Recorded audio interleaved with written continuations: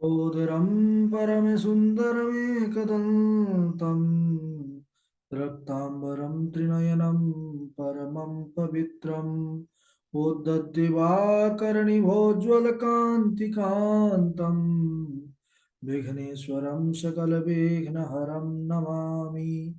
नमः परमहंस स्वादितचरणकमलचिन्मकरन्दाय भक्तजनमानस निवासाय श्रीरामचन्द्राय कृष्णत्वदीयपदपङ्कजपञ्जरान्ते अद्यैव मे विशतु मानसराजहंसः प्राणप्रयाणसमये कफवातपित्तैः कण्ठावरोधनविधौ स्मरणं कुतस्ते। नारायणं नमस्कृत्य नरं चैव नरोत्तमं देवीं सरस्वतीं व्यासं ततो जयमुदीरयेत्। श्रीलक्ष्मीनाथसमारम्भां नाथयामुनिमध्यमाम् अस्मदाचार्यपर्यन्तां वन्दे श्रीगुरुपरम्पराम्।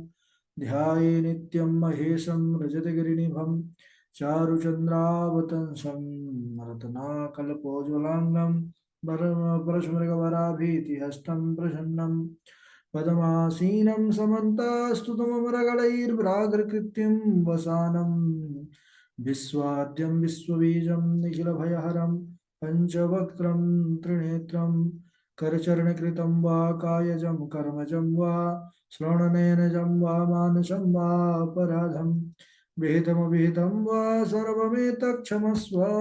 जय जय करुणाब्धे श्रीमहादेव शम्भो। श्रीलक्ष्मीनाथ समारंभां नाथयामुनिमध्यमाम् अस्मदाचार्यपर्यन्तां वन्दे श्रीगुरुपरम्पराम्। अञ्जनानन्दनं वीरं जानकी शोकनाशनं कपीशमोक्षहन्तारं वन्दे लङ्काभयङ्करं भक्ति भगवन्त गुरु चतुर्नाम हो एक इनके पद बंदन किए ना सत विघ्न अनेक। बोलिए शाम सदाशिव भगवान की जय। पावन शिव महापुराण की जय। परम मंगलमय परात्पर अखिलेश्वर अचिंत कल्याण गुणगण निधान सर्वेश्वर सर्वाधिपति श्रेष्ठ आचरणवान प्रजा के सुखदाता विज्ञान के पूर्ण ज्ञाता देवाधिदेव जगत नियंता जगदीश्वर पंच तत्व उत्पादक विश्वेश्वर मंगल करता श्री शाम सदाशिव भगवान के पावन चरणारविंदों पर पुष्प नवन नतमस्तक वंदन एवं अभिनंदन। पराम्बा भगवती जगदीश्वरी शंकर शिव प्राण वल्लभा जगत जननी माँ जगदम्बा माता पार्वती जी के पावन चरणारविंदों पर कोटि शिवाय शंभो का यह शब्द में विग्रह पावन शिव महापुराण को कोटि कोटि प्रणाम। समस्त भूतादिक सिया राम मैं सब जग जानी करहूँ प्रणाम जोर जुग पानी। सज्जनों, हम सबका यह परम सौभाग्य की शिव कथा मंदाकिनी पर गोता लगाने का यह लाभ प्राप्त कर रहे हैं जीवन में। शंभुनाथ का यह जो आख्यान है, यह संसार के आवागमन से मुक्त करने वाला है और हम सब सती माता के चरित्र पर बने हुए हैं। रुद्र संहिता अंतर्गत सती खंड पर और माता सती का विवाह कल के प्रसंग पर हम सब ने श्रवण किया कि किस प्रकार भगवती का विवाह है। माता सती दक्ष के घर पुत्री रूप में जन्म लेती हैं और फिर सुंदर दारुण तप करके महादेव को प्राप्त कर लेती हैं। महादेव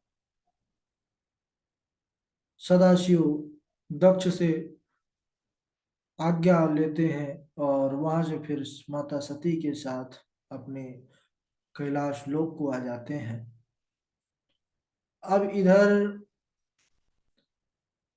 बड़े उत्साह के साथ जो देवता गए थे वह भी प्रेम पूर्वक सदाशिव के साथ लौट करके आते हैं, बारात में जो गए थे। फिर महादेव से आज्ञा मांग करके सब अपने अपने निवास स्थान को गृह को जाते हैं। इधर ब्रह्मा जी बोले कि देवर्षि नारद से कथा सुना रहे हैं कि कैलाश पहुंच करके माता सती के साथ जब सदाशिव वहां पर पधारे तो सती जी ने सब गणों को आश्रम से दूर रहने की आज्ञा दी। शंकर जी ने कहा कि ठीक है गणों, हे मेरे सेवकों आप जाओ, लेकिन जब भी मैं आपका स्मरण करूं तो आप शीघ्र आ जाना। नंदी आदि गण अपने स्थान को चले जाते हैं। इधर एकांत में माता सती के साथ भगवान सदाशिव लीला करने लगते हैं। ब्रह्मा जी ने कहा कि एक बार वर्षा कालीन समय प्रारंभ हुआ, जल वृष्टि होने लगी। तब कैलाश शिखर पर बैठे हुए थे महादेव। महादेव जी से सती मैया ने कहा, कहने लगी कि हे प्राण वल्लभ, वर्षा काल प्रारंभ हो रहा है, वर्षा ऋतु का आगमन हो चुका है। और इस समय मैं देख रही हूँ, क्या देखा सती मैया ने, तो एतस्मिन् विषये काले नीडं काकाश्चकोरकाः कुर्वन्ति त्वां विना गेहान् कथं शान्तिमवाप्स्यसि। हे मेरे भोले बाबा, मैं देख रही हूँ कि आप ही निश्चिंत बैठे हुए हैं पर्वत पर, और बाकी सबको चिंता है। एक चिड़िया भी एक एक तिनका उठा उठा करके अपना सुंदर घर घोंसला बना ली है। यानी ए तस्मिन विषय काले नीडम काकाश चकोर का, सभी पशु पक्षी भी अपने रहने की व्यवस्था कर लिए, क्योंकि जानते हैं कि बरसात में फिर बचा नहीं जा सकता शीत से। कुर्वन्ति त्वां विना गेहान कथम शांति मवाप्स्यसि। और आप ऐसे खुले आसमान में पर्वत पर बैठे हैं महाराज, वर्षा आ गई है, तो आप किस प्रकार शांति पाएंगे। मुझे क्या इसी दिन के लिए ब्याह के लाए थे। मैया ने जब कहा, बाबा मुस्कुराने लगे, कहने लगे कि ये देवी, आप बिल्कुल भी चिंता न करें। महादेवी, मैं आपको सदैव प्रसन्न रखूंगा। तब देवी निवेदन करने लगी कि हे वृषभध्वज, आप चाहे कैलाश पर्वत पर या हिमालय पर, अथवा अपने जो पंचक्रोशी, जिसको महाकोशी काशी कहा गया है, वहां पर अपने योग निवास स्थान एक गृह तो बना लीजिए, जहां पर मैं आपके साथ रह सकूं। सती की प्रार्थना सुन करके कैलाशवासी कहने लगे कि हे प्रिय, तुम इन ऋतुओं के धर्मों पर विचार बिल्कुल भी मत करो, क्योंकि यह सब मेरे ही बनाए हैं। और मैं तुम्हारे साथ जहां पर रहूंगा ना, हे देवी, वहां कभी भी मेघ नहीं आएंगे पास में। वर्षा काल में भी मेघ हिमालय के नितंब ही भ्रमण करते रहेंगे। और भगवान शंभुनाथ फिर सती को लेकर के हिमालय पर्वत पर चले गए। बोलिए शंकर भगवान की जय। नारद जी ने कहा कि हे ब्रह्मन, अब आप मुझे सती जी के अन्य चरित्र सुनाइए, मैं और सुनना चाहता हूँ सती जी का चरित्र। तब ब्रह्मा जी बोले कि नारद, एक समय लीलाधारी शंकर भगवान अपनी देवी सती के साथ नंदी पर बैठे हुए त्रिलोकी घूम रहे थे, मैया को घुमा रहे थे। तो दंडक वन पहुंचे, और उसी समय त्रेता काल चल रहा था, त्रेता युग, और राम जी सीता मैया की खोज कर रहे थे। और वहां पर वह भूमि दिखाई दिया जहां पर वनवासी वेश में भगवान विष्णु स्वरूप रामचंद्र जी और उनके ही शेषावतार जो है लक्ष्मण भैया, दोनों ढूंढ रहे हैं मैया सीता को। क्यों? क्योंकि रावण मैया सीता को हर ले गया था। और भगवान की ऐसी स्थिति, विचित्र स्थिति प्रभु ने, क्योंकि मनुष्य के समान लीला कर रहे थे, तो कहते हैं कि ऐसा हाल बना रखा था प्रभु ने कि महाराज वह दीनों की भांति वृक्षों आदि से, लताओं से भी पूछ रहे थे। बड़ा सुंदर प्रसंग आता है मानस में। तो बाबा जी लिखते हैं कि प्रभु ऐसे मनुष्य रूप में लीला कर रहे हैं कि देखने वाले भी मोहित हो जाए महाराज। बड़े बड़े तो मैया सती भी मोहित हो गई, क्योंकि राम जी हमारे क्या कर रहे हैं। बोले वह भी उदास है महाराज, आंखों से धारा चल रही है अश्रु की, और पूछ रहे हैं कि हे खाग हे मृग मधुकर श्रेणी, तुम देखी सीता मृग नैनी। हे खग हे मृग मधुकर श्रेणी, तुम देखी सीता मृग नैनी।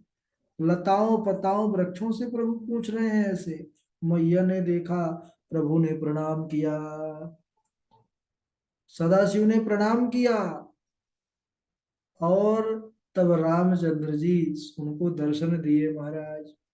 लेकिन मैया सती मोहित हो गई, प्रभु की लीला को न समझ पाई, माया से मोहित हो गई। और शिव जी से कहने लगी कि हे प्रभु, आप मेरे शंका का निवारण कीजिए, क्योंकि मेरे अंदर बड़ी शंका प्रवेश कर गई है कि आप समस्त देवताओं के देवता हैं, आप देवों के देव महादेव कहे गए हैं, आप सबसे बड़े हैं, आप सर्वोच्च हैं, सब आपको प्रणाम करते हैं। लेकिन आज मैंने एक विचित्र कार्य जो है वो उल्टा देखा का, कि आप दो बिरही मनुष्यों को, मनुष्य भी महाराज दुखी थे वो दोनों, और वन में विचरण कर रहे थे, आपने उनको प्रणाम किया। ये मुझे बड़ा आश्चर्य है महाराज, कौन है वो दोनों? हे स्वामी, मेरी शंका का निवारण कीजिए। बोले बाबा मुस्कुराते हुए कहने लगे, समझ गए कि यह भी माया से मोहित हो गई है देवी जी। कहने लगे, हे देवी सुनो, मैंने जिनको सादर प्रणाम किया है वह सूर्य वंश में उत्पन्न दोनों जो है भैया भगवान विष्णु के अवतार और दशरथ के पुत्र के रूप में जन्मे हैं, अवतार लिए हैं। बड़े वाले श्री राम साक्षात विष्णु के अवतार हैं और उनके अनुज लक्ष्मण हैं। परिचय देते हैं देवी को कि गौर वर्णो लघुर बंधु से सो लक्ष्मणा विधा ज्येष्ठो राम निधो विष्णु पूर्णांशो निरुपद्रव। बोले गौर वर्ण, जो गोरे गोरे दिखते हैं ना, बोले उनके भैया हैं छोटे भाई शेषो लक्ष्मणा विदा, लक्ष्मण नाम है और वह शेषावतार है। ज्येष्ठो रामा निधो विष्णु, जो ज्येष्ठ भैया है वह कहते हैं राम नाम है उनका, और साक्षात विष्णु पूर्णांशो निरुपद्रवा, विष्णु के पूर्ण रूप है वो, और साधु जनों का कल्याण करने के लिए अवतरित हुए हैं, धर्म की स्थापना करने के लिए। इतना कह करके भोले बाबा हमारे चुप हो गए। परंतु सती जी के मन में विश्वास नहीं हुआ कि अगर भगवान होते ही तो ये क्यों कहते कि हे खगे हे मृग मधुकर श्रेणी तुम देखी सीता मृग नयनी। अरे जब वो तो भगवान तो सब जानता है, मुझे तो विश्वास नहीं है कि वो भगवान है, विष्णु है। मुझे तो परीक्षा लेनी चाहिए, ऐसा मन में हृदय पर चलने लगा माता सती के। तब सती जी के अविश्वास चित्त को भोले बाबा देखते ही भाग गए।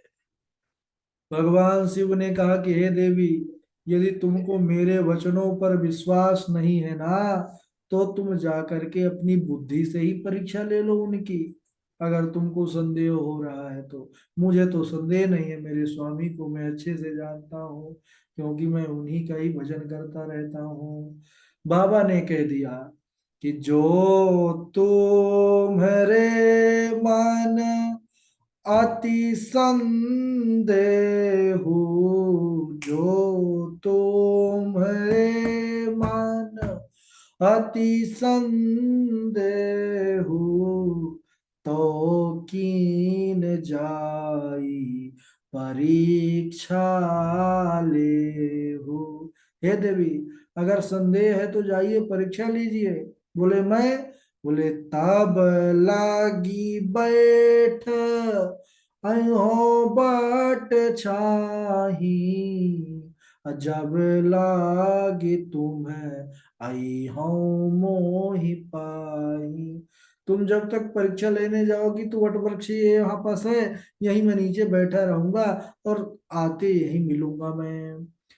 और हे देवी, क्योंकि आपके अंदर बड़ा संशय है मुझे पता है, जैसे जाई मोह भ्रम भारी, जैसे जाई मोह भ्रम भारी, अकरहूँ सुजतन विवेक विचारी। भोले बाबा ने कह तो दिया, लेकिन अंतिम में मोस्ट इम्पोर्टेंट बात क्या कहा बाबा जी ने, कि करहूँ सुजतन विवेक विचारी। कुछ भी करना, लेकिन परीक्षा बड़ी विवेक से लेना। कुछ ऐसा ना करना कि बाद में पछताना पड़े। अब देवी जी को भोले बाबा ने जब किया कहा कि आप अपने तरीके से परीक्षा लीजिए, लेकिन विवेक से लीजिएगा, सावधान कर दिया, क्योंकि हमारे भोले बाबा तो सब जानते हैं। अब माता सती आज्ञा पाते ही चल देती है। अब मार्ग में विचार करती हैं कि कैसे परीक्षा लूं इनकी, किस प्रकार परीक्षा लूं। तब एक मन में आ गया महाराज कि मैं सीता का ही रूप धारण कर लेती हूँ। अगर ये विष्णु होंगे तो जान जाएंगे, नहीं तो फिर धोखा खा जाएंगे। अब देखिए, भगवान ने कहा था विवेक से काम ले लें, लेकिन हर इच्छा भावी बलवाना।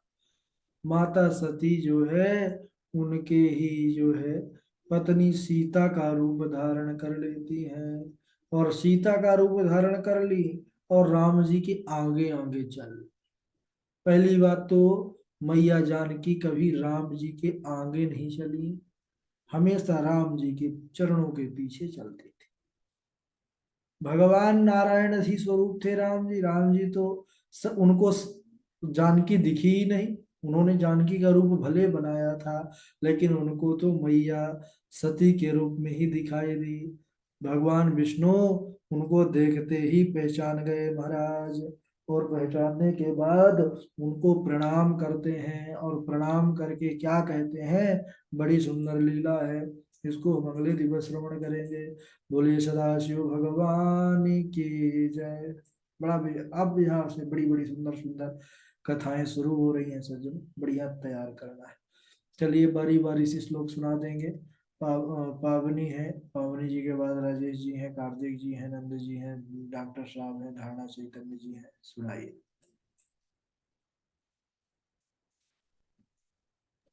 राधे राधे गुरु जी कल श्लोक नहीं थे। हाँ हाँ ठीक है, तब तो आप लोग फुर्सत है भाई।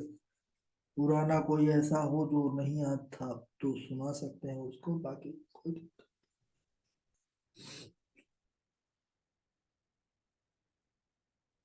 नंद जी। गुरु जी। चलिए, पुराने श्लोकों को भी थोड़ा सा रिपीट कर लिया करिए, जो लोग जैसे किसी दिन ना रहा करें तो। बिल्कुल बिल्कुल।